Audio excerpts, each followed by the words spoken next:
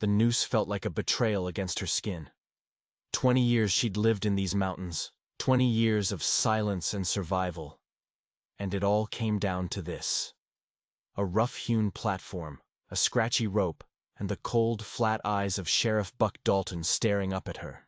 He wanted her dead. He needed her dead, because she knew his secret. The crowd in Cedar Ridge was silent, a sea of grim faces watching a woman they knew, a woman they respected, about to be erased. The air was still. The hangman tested the knot. Then, a flicker of movement. A man, a poor cowboy with nothing to his name but worn-out boots and a haunted look in his eyes, suddenly vaulted onto the platform. He wasn't big, he wasn't a gunslinger, but he moved with a desperate speed that caught everyone off guard. A knife flashed in his hand. The rope fell away from Clara May's neck. Together, they would have to outrun the sheriff and his men. But the secret she carried was far bigger than a crooked sheriff. It was a secret that could burn the entire Montana territory to the ground. 20 years earlier, Clara May Thornton had stepped off a stagecoach with a broken heart and a will forged in iron. She bought 40 acres of rock and pine, sight unseen, and with her own 2 hands, she built a life. A small cabin, a trapline, a garden. She learned the language of the mountains, the shift of the wind, the track of an elk in the snow. The people of Cedar Ridge, at first suspicious of the woman who lived alone on Copper Creek, grew to respect her. She asked for nothing and survived everything. She was a fixture, as solid and quiet as the peaks that watched over the valley. But Cedar Ridge was changing. Sheriff Buck Dalton had arrived 5 years back, promising order but delivering only fear. He was a big man with a small soul, and he ran the town like his own personal kingdom. Small ranchers found their fences moved in the dead of night. Miners who struck a rich vein would find their claims jumped by Dalton's friends. His justice was the kind that filled his pockets. His enforcer was a nasty piece of work named Jake Morrison, a man with a quick temper and even quicker hands. Together with a handful of thugs, they bled the town dry, and no one dared to speak up. Clara saw it all on her monthly trips for supplies. She saw the fear in people's eyes, and she saw him, Jake Morrison. He was Snake's younger brother, but the two were night and day. Where Snake was cruel, Jake was quiet, burdened. He walked through town like a ghost, his shoulders slumped under a weight no one could see. He'd shown up 6 months ago, a drifter following his brother west, but he never seemed to fit. He had the hands of a man who worked, the clean but worn clothes of a man who cared. But his eyes were filled with a deep, unsettling sorrow. Their paths crossed 3 weeks ago, in the general store. Snake was shaking down old Mrs. Patterson, a widow, over a debt her dead husband supposedly owed. The old woman was terrified, insisting her Henry never borrowed a dime. Snake just smiled that cold, ugly smile of his. "Dead men don't pay debts, Mrs. Patterson," he'd hissed, "but widows with property can." The threat was thick in the air. People looked away, suddenly fascinated by sacks of flour and bolts of cloth. But Jake stepped forward. "Snake," he'd said, his voice low. "Maybe not here." Snake had turned on him, snarling, but Clara had seen enough. "Henry Patterson was an honest man," she said, her voice cutting through the silence, "and everyone in this town knows it." Snake turned his gaze on her, sizing her up. "Well, if it ain't the mountain witch. Stick to your herbs and leave town business to men." But Clara didn't flinch. "I understand the difference between law and lawlessness," she said. Jake had used the moment to pull his brother away, muttering something about Doc Henderson needing them. Before he left, his eyes met Clara's, and in them she saw gratitude. And a deep, profound apology. That was the first thread that tied them together. A silent understanding between two people trapped on the wrong side of a crooked world. He was the brother of the man who would help put the noose around her neck, and the only man who would risk his life to take it off. The morning mist was still clinging to the pines when Clara found the first stake. It was new, sharpened wood driven deep into the soil of her land. Carved into its side were the initials, CRLDC, Cedar Ridge Land Development Company. She'd never heard of it. She followed the line of fresh stakes, her heart pounding a cold, steady rhythm against her ribs. They didn't just mark her 40 acres. They cut straight through the Hendersons' small ranch, the O'Malley's homestead, the Williams place.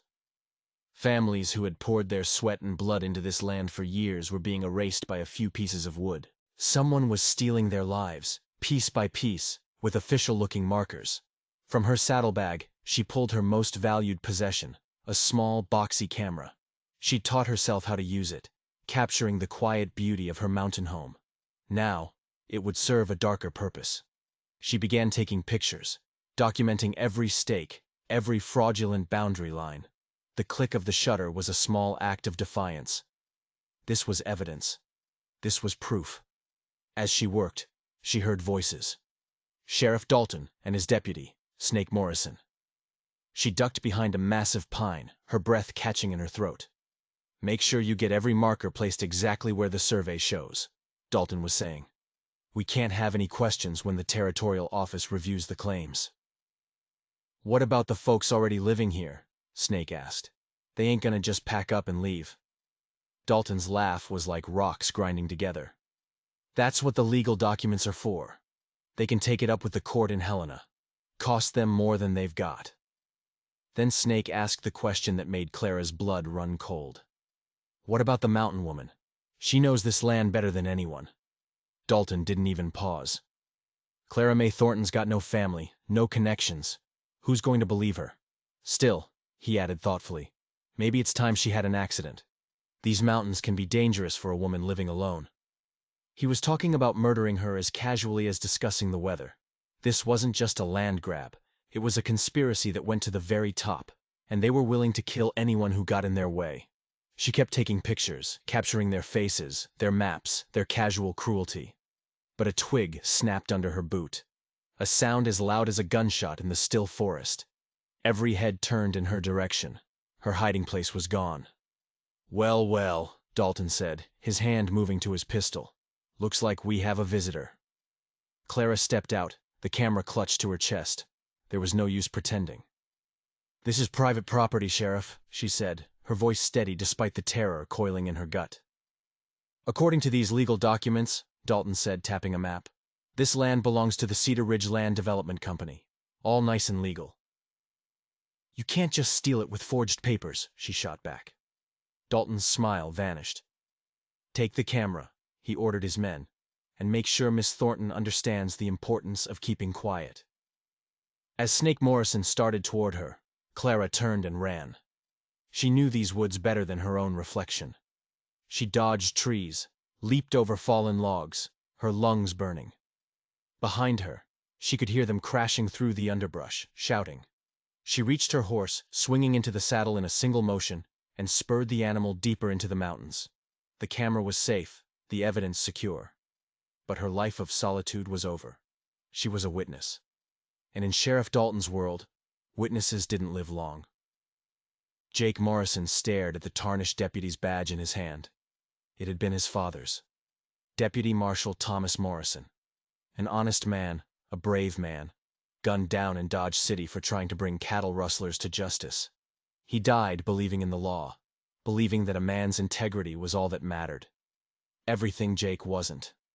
"You gonna stare at that thing all night?" Clara's voice came from the shadows of the porch. They'd found refuge in an old, abandoned homestead, a place she knew from her trapping days. For 3 days they'd been running, dodging Dalton's posies, the shared danger forging a strange bond between them. "It was my father's," Jake said, the words tasting like ash. "He was everything a lawman should be." "Your brother's nothing like him," she stated. It wasn't a question.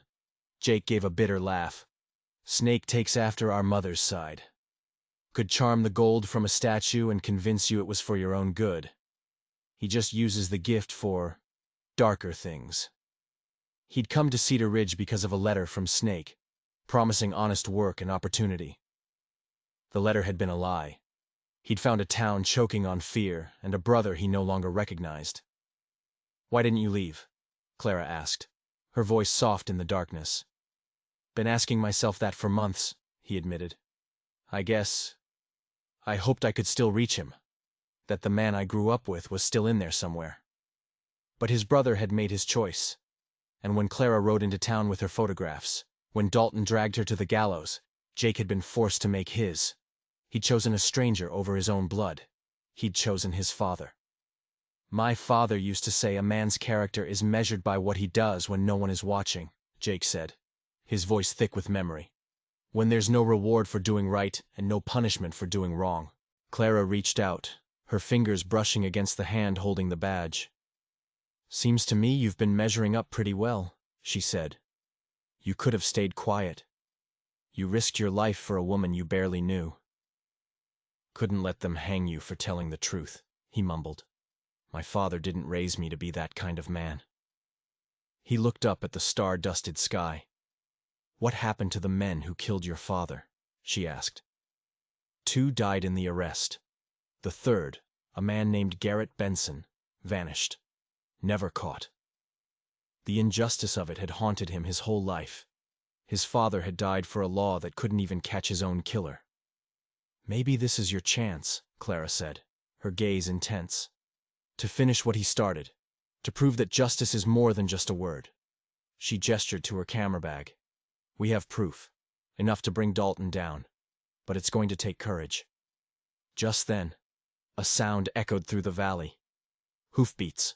Multiple riders, moving slow and careful in the dark. A search party. "Dalton's men," Clara whispered. Jake stood, offering her his hand. As they slipped back into the darkness of the forest, he tucked his father's badge into his shirt pocket. For the first time, it didn't feel like a burden. It felt like a promise. The silver locket was all she had left of her mother. As she sat by their small hidden fire, Clara turned it over and over in her fingers. Jake watched her, sensing the weight of the memories it held. "Family heirloom?" he asked. She nodded, popping the clasp. Inside was a tiny photograph of a woman with Clara's determined jaw. "My mother," she said. "She died when I was 16. But her thumb moved, and the first picture swung aside, revealing another, hidden beneath. It was a picture of Clara, 20 years younger, dressed in silk and jewels, her face full of a hopeful innocence that was now long gone. "That's you," Jake said, his voice barely a whisper. "That's who I used to be," she replied. "Clara May Thornton was born the day I rode into these mountains. Before that, I was Clara May Henderson." Jake's eyes widened. "Henderson? Like Doc Henderson?" "His older brother Marcus was my husband," she said, and the story spilled out, a torrent of memory held back for 2 decades. Marcus Henderson, a titan of Denver business. Wealthy, charming, powerful. She was 18 when they married, swept into a world of mansions and servants. But the dream was a facade. She started noticing things. Missing money, hushed conversations, meetings with dangerous men. "Marcus was laundering money," she said, her voice flat and hard, "for a criminal organization that ran half the territory. Railroad funds, mining claims, political bribes, and anyone who got in his way had an accident." She had gathered evidence, ledgers, letters, intending to go to the authorities. But Marcus found out. He didn't yell, he didn't threaten. He just calmly explained her 2 choices: stay silent and be his pretty wife, or disappear like the others. She tried to run, but he'd already poisoned the well, telling everyone she was unstable, hysterical. No one would have believed her. "So I disappeared for real," she said. "Took what little money I had and ran. I've been living here ever since, hiding." Jake stared at her, the pieces clicking into place. "The Cedar Ridge Land Development Company. You think there's a connection." "I know there is," she said, her voice filled with grim certainty. "The shell companies, the political influence, the intimidation. It's his exact pattern. This whole land grab is being run by my husband." The implication hit Jake like a physical blow. "But I thought—" "He's alive," she confirmed, securing the locket around her neck.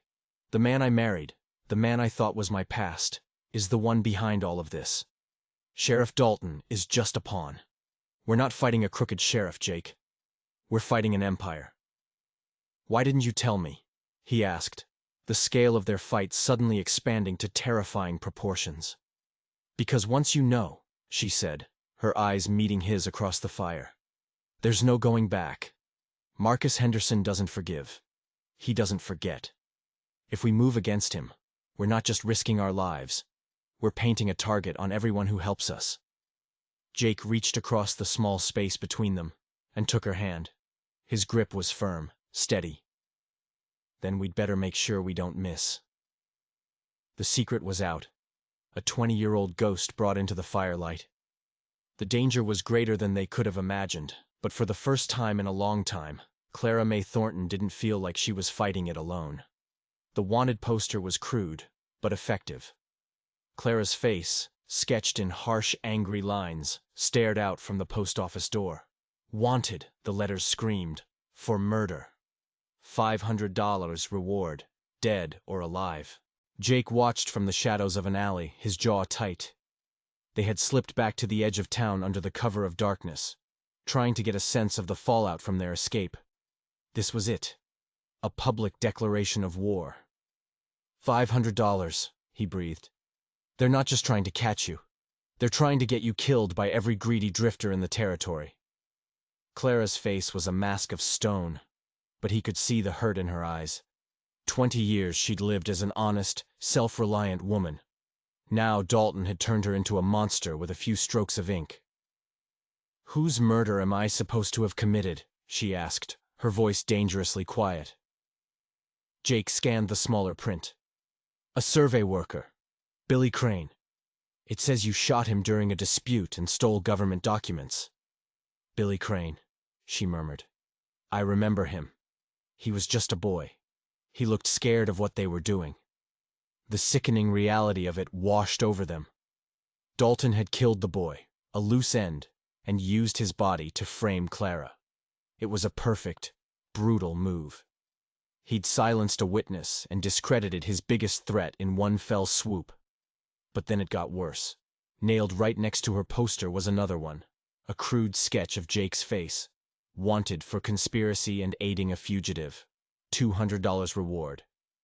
"They're trying to isolate us," Clara said. "Make it so there's nowhere to run, no one to turn to." The street was buzzing with an ugly energy. Groups of armed men, some of them Dalton's thugs, others strangers with the hard, hungry look of bounty hunters, were organizing search parties. The news, and the money, was spreading fast.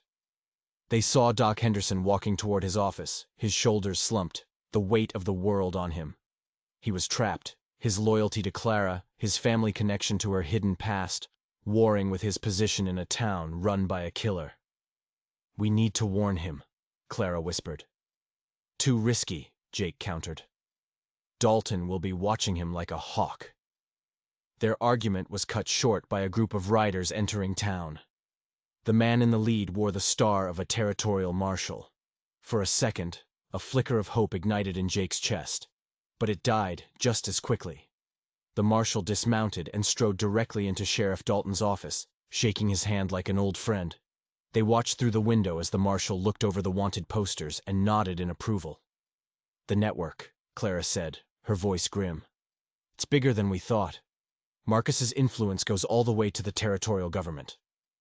They were completely and utterly alone. As they watched, they saw the real cost of Dalton's distraction. While the town was caught up in the frenzy of the manhunt, wagons were being loaded in the dark. The O'Malleys, the Williams family, they were being forced off their land, abandoning their homes with whatever they could carry. The land grab was happening right now, under the cover of the chaos Dalton had created. Clara watched Mrs. O'Malley, her face streaked with tears, lifting a small child into their wagon. Her hands clenched into fists. "We can't just run," she said, her voice a low growl. "We can't let him win while we save our own skins." "Clara, it's impossible," Jake argued. "Half the territory is hunting us. What can we do?" Clara turned to him, her eyes blazing with a desperate, dangerous light. "We stop running," she said. "We turn around. We walk straight into the trap." Jake stared at her, horrified. "That's suicide." "Maybe," she said, her gaze fixed on the wanted poster. on the monstrous version of herself that Marcus and Dalton had created. Or maybe it's the only move they'll never see coming. The telegraph station at Copper Falls was little more than a shack, but for 30 years it had been the nerve center of the mountains. Inside sat Samuel Hartwell, a man as weathered as the landscape, his fingers resting on the brass key that connected this lonely outpost to the world. He didn't look surprised when Clara and Jake emerged from the forest. He just nodded them inside. "Heard about the bounty," he said, his voice a gravelly rumble. "500 for the lady, 200 for the young man. Seems a bit steep for a mountain woman and a stray cowboy." "We're not what the posters say we are," Jake said carefully. Samuel's eyes, sharp and intelligent, crinkled at the corners. "Didn't figure you were. Been working these lines long enough to know when a message smells wrong. Sheriff Dalton's been sending a lot of telegrams lately, to some very important people in Denver and Helena." He'd been listening. He knew something was wrong. "What kind of messages?" Clara asked, a spark of hope igniting. Samuel pulled out a folder thick with transcribed messages. "Habit I picked up during the war," he said. "Sometimes official business ain't for the public good." He spread the papers on his desk. They were a road map of the conspiracy. The first one, sent just after Clara's escape, was from Dalton to an MH in Denver. It read, "Package secured, but container damaged. Implementing contingency. Advise on territorial coordination." "MH," Clara breathed. "Marcus Henderson. The package. That was me." The reply, which came hours later, was chilling. "Contingency approved. Territorial assets activated. Accelerate land acquisition timeline. Package must be recovered or permanently contained before federal review." "Federal review?" Jake asked. "Montana's pushing for statehood," Samuel explained. "When that happens, the feds will audit everything. Land claims, government contracts, the works. Henderson's on a deadline. He has to secure all the stolen land and silence any witnesses before the federal commission arrives in Helena." "How much time do we have?" 6 weeks. 6 weeks to stop an empire that had been operating in the shadows for years. "Can you get a message to the commission for us?" Clara asked. Samuel shook his head. "Tried already. The lines are controlled. Any message about land disputes gets routed right back to Dalton's friends in the territorial office. They've cut us off." He paused, his fingers tapping the silent brass key. "But there's another way." He explained his plan. The main lines were watched, but a web of smaller, unofficial lines connected remote mining camps and railroad sidings. A network of operators, honest men Samuel had known for years. A whisper network. "We can relay your evidence piece by piece from one station to the next, bypassing their control. A digital Pony Express." Clara pulled the glass plates from her camera bag. "These images show Dalton's men planting the fraudulent markers." Samuel examined them, his eyes sharp. "This is good. Hard evidence. Combined with my transcripts, it builds a powerful case. It could work." "What's the risk?" Jake asked. "Once I start sending," Samuel said, his face grim, "they'll know. They'll track the signals. They'll figure out it's coming from here. We'll have a window, maybe 48 hours, before they send men to shut me down. Permanently." He looked from Clara to Jake, his gaze steady. "But I've spent my life connecting this territory. I'm not about to let men like Henderson tear it apart. When do we start?" The brass key began to click, a tiny sound in the vast wilderness. It was the first shot in a war that would be fought not with guns, but with wires and whispers. With each click, Clara felt 20 years of fear and hiding begin to fall away, replaced by the terrifying, exhilarating hope that justice was finally on its way. The documents were wrapped in oilcloth, hidden beneath a floorboard in Samuel's shack. As Clara unwrapped them, her hands began to shake. The letterhead was from a Denver bank, but the signature at the bottom made the air leave her lungs. Marcus Henderson. It was dated 3 months ago. "He's alive," she whispered, the words a ghost in the small room. "I thought—" "Everyone thought he died." Jake read over her shoulder as she spread the papers out. They told an unbelievable story. According to bank records and private letters Samuel had intercepted, Marcus Henderson had faked his own death 20 years ago, just after she fled Denver. The funeral had been a grand affair, but the man in the coffin was a nameless drifter. Marcus had used her disappearance and his own supposed death to vanish, shedding his old identity to build a new, more powerful one in the shadows. He had funneled his fortune into a new entity, the Montana Territory Development Corporation, and for 2 decades he had been systematically buying, blackmailing, and killing his way to controlling the future of the territory. The land grab in Cedar Ridge wasn't just one scheme. It was the final piece of his 20-year plan. He's been positioning himself for the railroad, Jake realized, looking at a map detailing proposed routes. He's stealing all the land along the line so he can sell it back to the government at a massive profit. But the most gut-wrenching discovery was a personal letter from Marcus to an associate. Clara's voice was hollow as she read it aloud. My late wife's unfortunate curiosity necessitated certain dramatic measures. Her accidental death in the mountains, combined with my own, provided excellent cover for expanded operations. He hadn't just let her run. He had expected her to die. He'd orchestrated her accidental death as part of his master plan. He had held a memorial service for her in Denver. He had mourned his beloved, tragic wife while secretly building an empire on the foundations of his crimes. And then, the final, brutal twist. A recent correspondence revealed he'd known for years that she had survived. He had hired investigators to keep tabs on her. He had been watching her, a ghost from a past she thought was dead and buried. Why? She breathed. Why let me live all this time? Samuel pointed to a timeline in the documents. Because you weren't a threat, he said grimly. A crazy woman living alone in the mountains? You were the perfect loose end.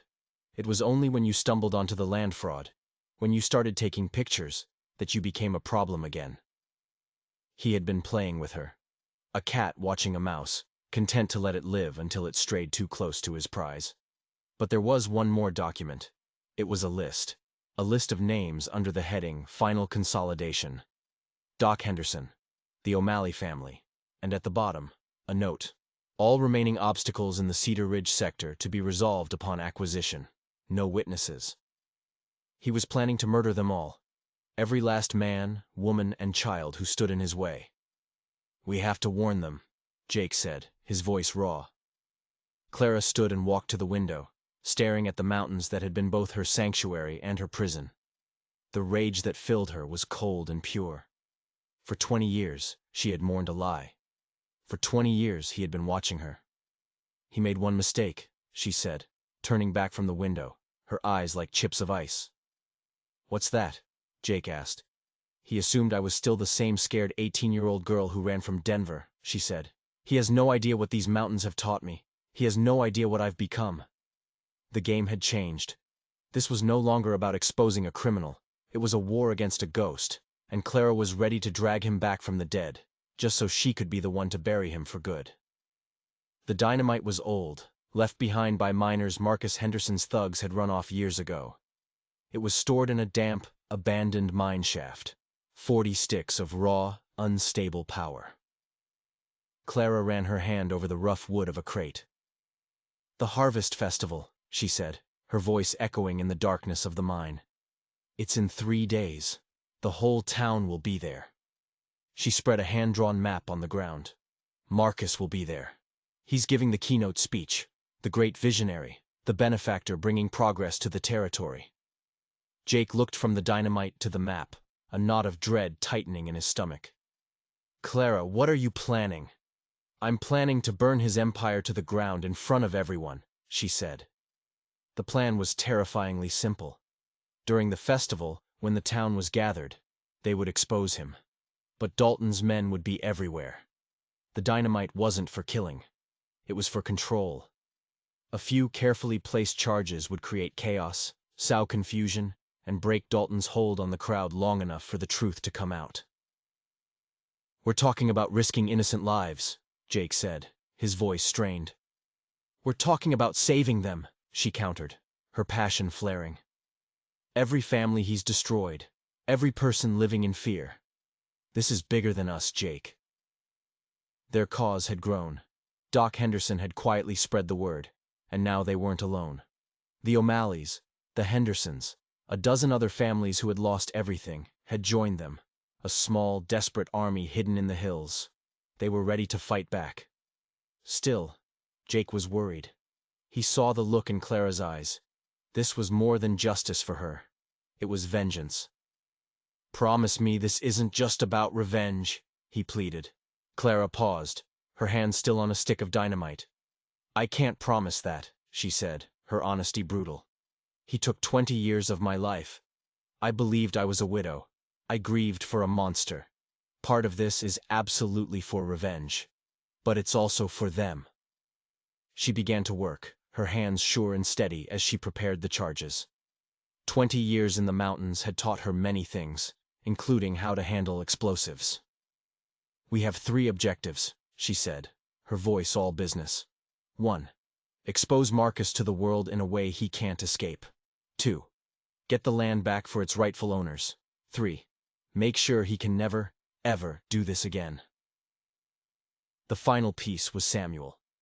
While they created chaos in Cedar Ridge, he would be on his telegraph, broadcasting the evidence, the photos, the transcripts, the kill list, to every honest lawman and newspaper in the territory. It was a coordinated assault. "Timing is everything," Clara said. "Samuel starts transmitting at 2 Vungas when the speeches begin. We make our move at 3 Eyes, right in the middle of Marcus's speech." "And if it all goes wrong?" Jake asked. "Then at least we went down fighting," she replied. As they prepared to leave, Clara paused. Jake was already loading the horses. She moved back into the darkness of the mine and prepared one final secret charge. A small personal insurance policy. If Marcus somehow slipped away, if his web of corruption protected him one last time, this charge was for him. It was a promise that even if she lost, he would not get to walk away clean. The battle for Cedar Ridge was about to begin, and Clara May Thornton was ready to light the fuse. The town bell tolled, not with the gentle call to worship, but with an urgent, clanging alarm that cut through the festive air of the Harvest Festival. Jake Morrison stood at the rope, his voice shouting over the peal of the bell. "Citizens of Cedar Ridge, you need to hear the truth." Hundreds of people were gathered in the town square. On the decorated platform, Marcus Henderson, the picture of wealth and respectability, paused in his speech about economic progress, a flicker of annoyance crossing his handsome features.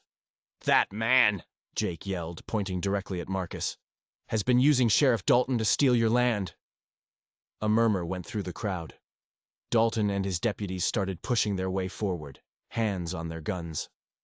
Marcus stepped to the edge of the platform, his voice smooth and condescending. "My friends, it appears we have a disturbed individual. I understand this young man is a wanted murderer." But then, a figure emerged from behind the platform. It was Clara, the woman from the wanted posters. The crowd gasped. "Hello, Marcus," she said, her voice quiet but carrying across the suddenly silent square. "You're looking well, for a dead man." The mask of composure on Marcus's face cracked, just for a second. Raw shock, then fury. He recovered quickly, forcing a smile. "Clara, my dear, what a wonderful surprise. I was told you had perished in the mountains." "Is it?" she said, stepping closer. "Because according to the documents we found, you were planning to finish the job you started 20 years ago." Dalton had reached the platform, his gun drawn. "That's enough. Clara Thornton, you're under arrest." His words were swallowed by a deafening explosion. A plume of dirt and rock shot into the air from an empty lot behind the jail. The ground shook. It was a demonstration, a warning shot. The crowd screamed, panicking, but Jake was already on the platform, his voice booming. "Nobody's been hurt. We just need 5 minutes. 5 minutes to show you the proof." Marcus had dropped all pretense. He was staring at Clara with pure, undiluted hatred. "You always were too clever for your own good," he spat. "Not clever enough to realize you faked your death," she shot back, pulling the glass photographic plates from her bag. "But smart enough to document this." She held them up.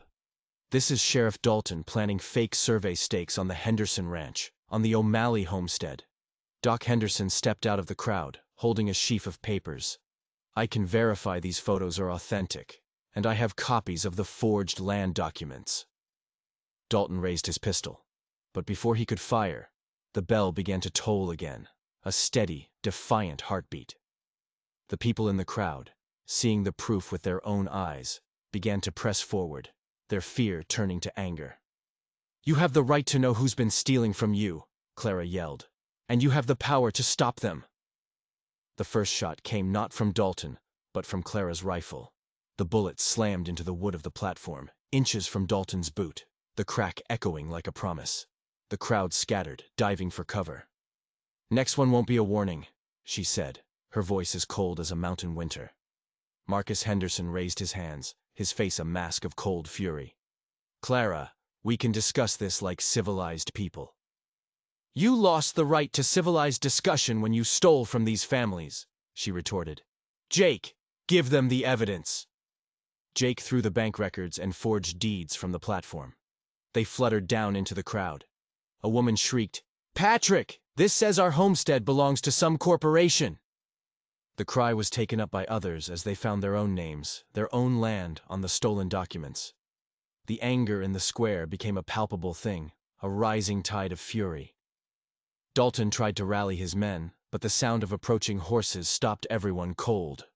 A column of uniformed riders was entering the town at a trot. At their head was a man with the unmistakable authority of a U.S. Marshal. "Looks like Samuel's messages got through," Jake said with a grim smile.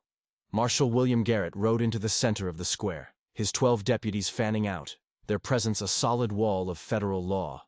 "I'm Marshal Garrett," he announced, his voice cutting through the tension. "We're here to investigate reports of land fraud and political corruption." Marcus stepped forward, his confidence returning. "Marshal, thank goodness. These criminals have—" He was cut off by the marshal. "Marcus Henderson, you are under arrest for conspiracy, money laundering, and operating a criminal enterprise." The color drained from Marcus's face. His web hadn't been big enough. Dalton made one last, desperate play. "Marshal, I have jurisdiction here." "You had jurisdiction," Garrett corrected him. "As of this morning, you've been suspended pending federal investigation." It was over. The network was collapsing.